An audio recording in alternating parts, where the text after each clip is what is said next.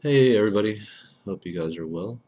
Um, I'm going to be talking about my experiences in county contracted programs that get all their funding through the Medicaid or Medi-Cal in California. Um, so, uh, so I do not believe there is strategic planning.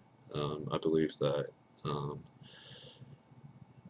And I come to this conclusion because it's extremely hierarchical, the extremely, top driven programs. Um, and the emphasis and services are based on efficiency and and kind of maintaining a competitive edge. In my employment for the past 4 years, the efficiency has been a major emphasis from administration, and another kind of competitive edge that the organization has is decades of experience working with the highest level of foster care for youth in California. So anywhere higher, it's the last place for a lot of California kids, and then they get sent out of state. And then with my placement, current placement, it's again efficiency and productivity is a high emphasis, and then and also adhering to kind of contractual guidelines. So, for instance, when I write notes, um, it has to be looked at and approved before I could submit it. And then also the cultural relevancy of the program is also another competitive edge. So both programs kind of emphasize these things, and this is further reinforced by my contact, who is a program manager in my placement organization. The structure of the program is there is organization, excuse me, is there is a CEO, and then there's a director of children's mental health and a director of adult mental health, and then all the program managers go to meet. So the communication within this organization is they have a monthly managers meeting, and it lasts for 1 hour. They talk about HR stuff, fiscal stuff. The CEO will talk about like kind of something inspiring, or uh, so they most recently talked about the travel ban too. But they the focus of that discussion was how it affects the service users, and in the kind of the rise in scams.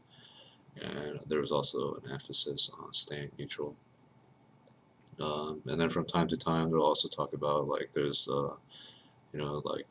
a recent like Amazon encouraged people to use codes so the organization could get some money. Um, I think AT&T, Verizon had a program with that with our organization. So that's the gist of the managers meeting. So there's definitely not an ongoing discussion, an ongoing assessment of what's going well, what's not going well. Being strategic about reaching a certain goal. So that's why I surmised that there is a lack of um, strategic planning.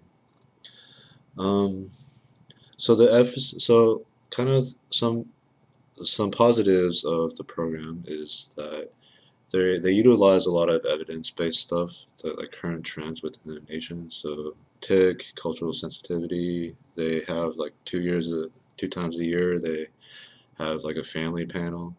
They've been having some like um, drug rehab programs, and mental health, like severe mental health programs that hire peer specialists.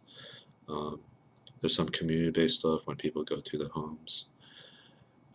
So those are some positives that I've noticed, but of course, it's always a little bit behind.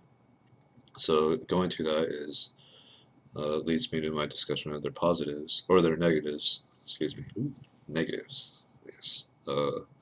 Is that this knowledge development and um, kind of individual staff achievements, um, ways, things that brew up, like arise from the people providing the direct services. Their voices are not heard.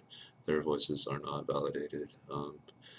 And furthermore, there's been a lot of complaints about a lack of upper mobility, which I think is a product of kind of the county focus. Um, and um, what else?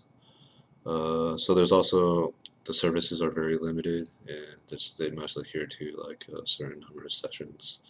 So those are kind of the pros and cons of like at least in my organization of a strict county kind of tethered uh, organization. So thanks for listening, and hope everyone's doing well.